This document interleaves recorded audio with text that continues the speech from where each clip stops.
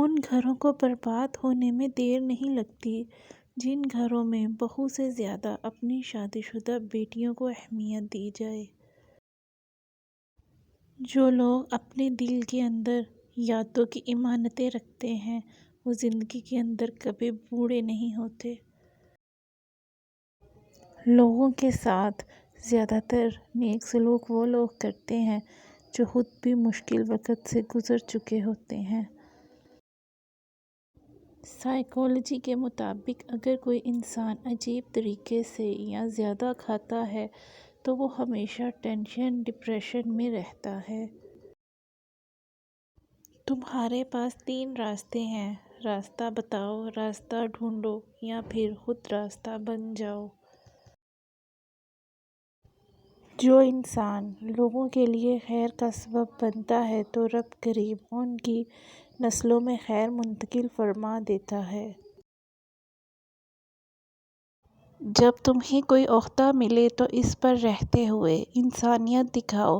Retirement ملنے کے بعد تو سب لوگ صوفی، حاجی اور فقیر بن جاتے ہیں۔ جس کے ساتھ رابطے میں رہو اس کو بھی پتہ لگنا چاہیے اور جس کے خلاف ہو اس کو بھی پتہ ہونا چاہیے۔ درمیانی راستہ نہ اپنانا یہ منافقت کا ہوتا ہے۔ کسی گناہ گار انسان کی سب سے بڑی پکڑ تو یہ ہے کہ وہ اس جہاں سے بغیر توبہ کیے چلا جائے۔ دنیا کا سب سے قیمتی اور خوبصورت تحفہ اچھا اور نیک ہمسفر ہے جو قیمت سے نہیں بلکہ قسمت سے ہی ملتا ہے۔ کسی سے رشتہ بناؤ تو پلکوں اور آنکھوں جیسا، جب آنکھ کے اندر کچھ چلا جائے تو پلکیں ایک مرتبہ تڑپ اٹھتی ہیں اور جب پلکیں کچھ دیر نہ جھپکیں آنکھیں رو بھی پڑتی ہیں۔ رب کریم آزماتا اسی چیز سے ہے جو تمہیں بے حد عزیز ہوتی ہے تاکہ اس شے کے ملنے کی تڑپ تمہیں اللہ پاک سے ملوا دے۔ سسرال میں روٹی اچار سے کھاؤ مگر میکے جا کر یہی بتاؤ کہ گوشت سے کھائی ہے۔ اگر گھر بسانا ہے تو چھوٹی چھوٹی باتوں کو دل میں بساؤ اور قربانیاں دینا پڑتی ہیں، اور جو عورت میکے میں سسرال کی برائیاں کرتی ہے اور ان کے گھر برباد ہوتے ہیں کیوں نہ کہ تماشا دیکھنے والے زیادہ خیر خواہ کم ہیں۔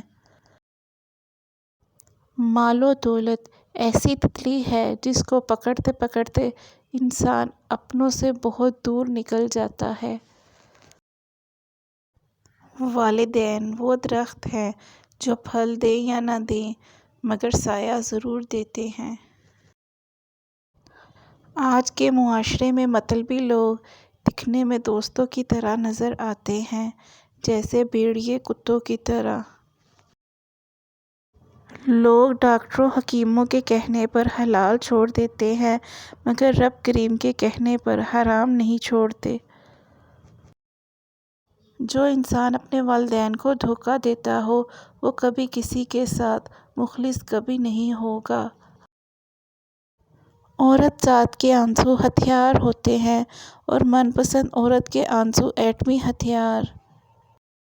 حضرت علی رضی اللہ تعالیٰ عنہ فرماتے ہیں تم لڑائی جھگڑے سے بچ کر رہو، یہ دونوں چیزیں دل کو بیمار کر دیتی ہیں۔ کنجوس انسان کا مال اس کے زمین کے اندر جانے کے بعد باہر آتا ہے۔ کسی بھی اچھائی کو معمولی مت سمجھو، ہو سکتا ہے وہی تمہاری مغفرت کا وسیلہ بن جائے۔